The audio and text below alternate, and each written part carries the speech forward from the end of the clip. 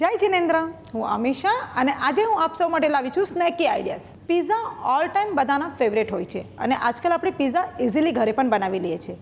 પિઝામાં હંમેશા આપણે ટોપિંગ ઉપરથી યુઝ કરીએ છીએ, પણ આજે આપણે થોડા ડિફરન્ટ વે પિઝા બનાવશું. સો ચાલો એની તૈયારી કરી લઈએ.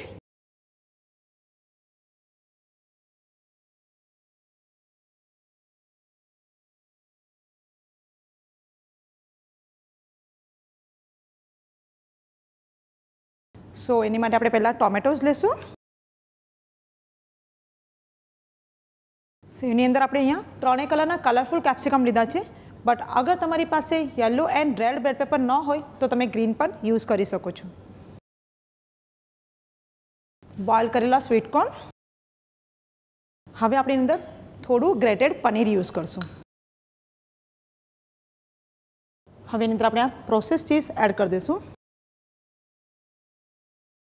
ચીઝ વગર પિઝા બનાવવો થોડું ડિફિકલ્ટ છે, બટ અગર તમને પ્યોર જૈન પિઝા બનાવવો હોય સો આની અંદર તમે ખાલી પનીર યુઝ કરીને પણ બનાવી શકો છો. હવે અંદર આપણે ચીલી ફ્લેક્સ એડ કરશું, ડ્રાય ઓરેગેનો, સ્વાદ પ્રમાણે સોલ્ટ,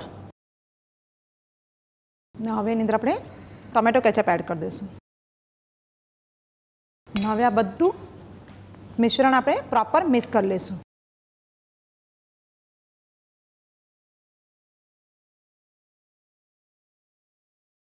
અહીંયા આપણે પિઝાનો જે બેઝ લીધો છે એને આપણે વચ્ચેથી કટ કરી લીધો છે, અને આ રીતે આપણે એને વચ્ચેથી પોકેટ કરી લીધું છે. સો હવે તો તમને ખ્યાલ આવી ગયો છે કે આપણી જે રેસીપી છે એ છે પિઝા પોકેટ. ને આ જે સ્ટફિંગ છે એને આપણે આ રીતે ભરી લઈશું. તમે જોઈ રહ્યા છો આપણે આ રીતે પ્રોપર એને સ્ટફિંગ કરવાનું છે.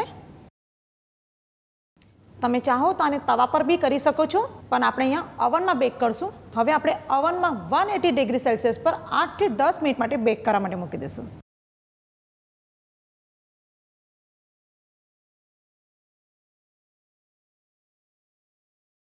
સો આપણું પિઝા પોકેટ અહીંયા તૈયાર થઈ ગયું છે. સો હવે આપણે એની પર બટર અપ્લાય કરી દઈશું.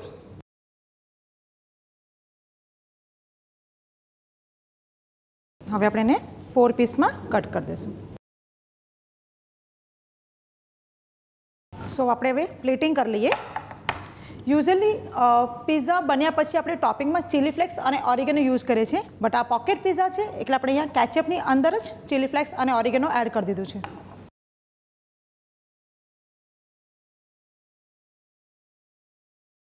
સો આપણા અહીંયા પિઝા પોકેટ તૈયાર થઈ ગયા છે. પિઝામાં એક ડિફરન્ટ વેરિએશન છે, તો જલ્દીથી આ રેસીપી ટ્રાય કરો. આપ સૌને અગર અમારી રેસીપી ગમે છે તો એને લાઇક, શેર એન્ડ સબસ્ક્રાઈબ કરો.